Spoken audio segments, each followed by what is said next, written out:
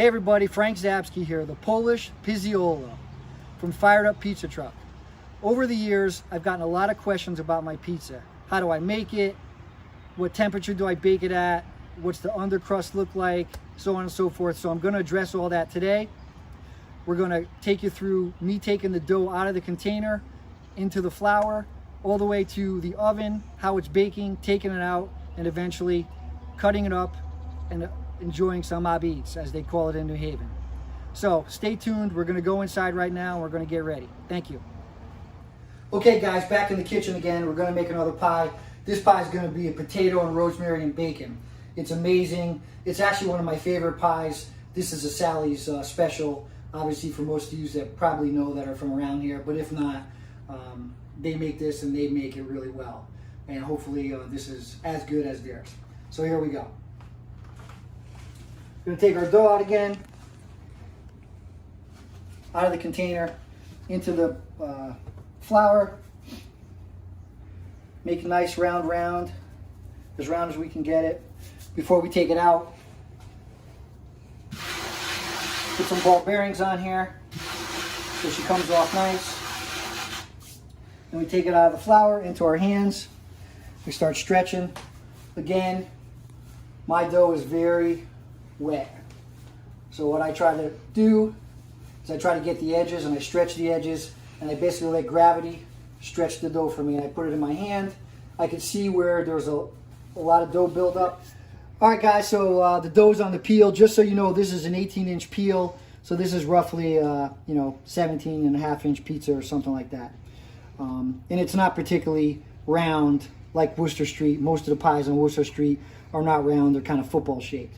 So this pie here is going to be a potato pie, like I said before. So obviously there's no sauce. What I do is I just put a mozzarella base on it.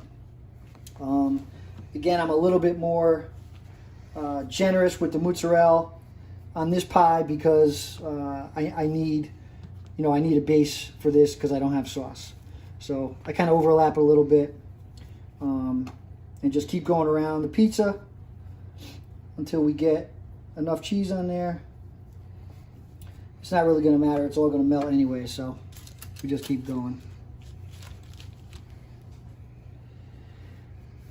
So we finally got this going. Then what I do, if I see any holes, like right here, I'll just basically put a piece of cheese here. Here's a corner here I want to get.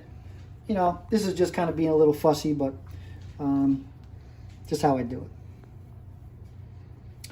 So now we have the cheese on there, the mozzarella. Now we're going to take, these are basically just white potatoes that I put in a slicer, and I slice the potatoes. And that's what we have here. So I'm going to take this chunk, and I'm going to put them out on the pie.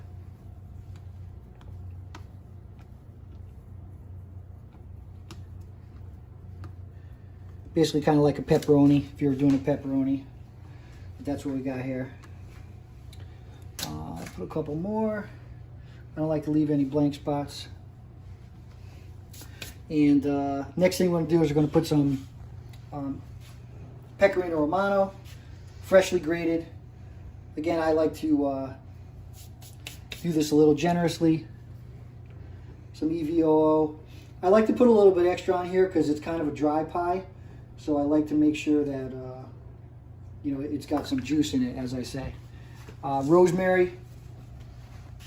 This here is kind of like a feel thing where I don't put too much on it to overbearing, make the rosemary overbearing. So I don't know, I can't really tell you how much to put on. I guess it's your own decision, but I don't put a ton on because I don't want to have it be a rosemary pie.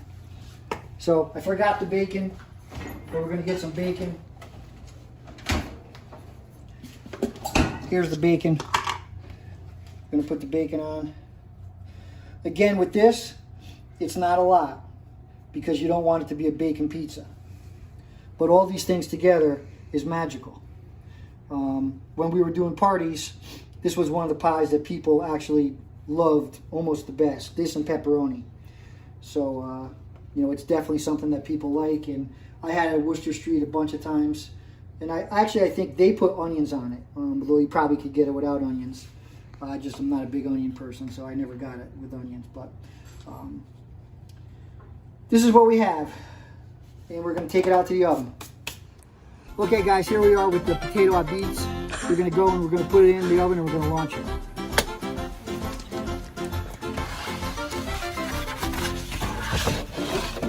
Okay, potato ah-beetz in the oven.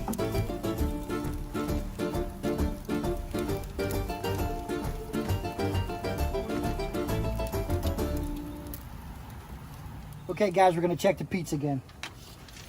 Let's take it out. It's coming together nice. See here, we got a little softness, but the rest of the pizza is all really good. That's what I do. I go around and I check it. This thing's sizzling, man. It bakes. It's real nice. So we're gonna put this section in here towards the fire, and then we're gonna take her out.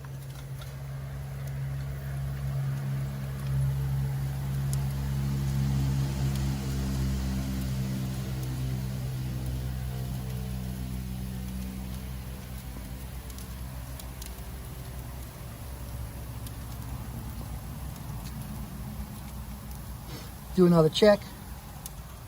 Doesn't take long. Yep, a little bit more.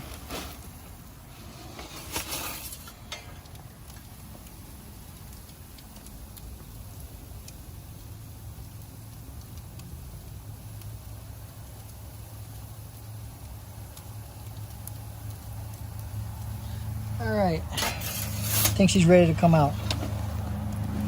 So look at this pizza, guys. This thing is sizzling. It smells heavenly. It's a nice brown. It's well cooked. All the edges are sharp, crispy. Crispy on the outside, soft on the inside. This thing smells incredibly well. Here we go. We're gonna put it in a tray and we're gonna eat some.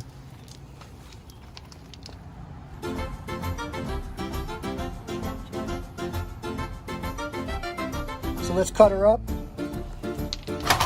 Let's have a taste.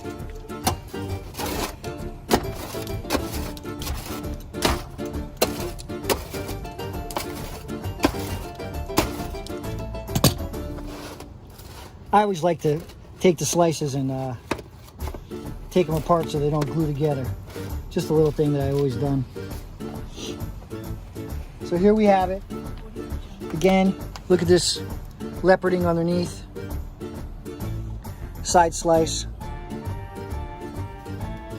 This thing is just heavenly.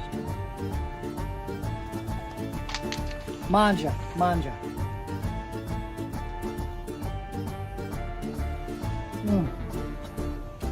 That's good.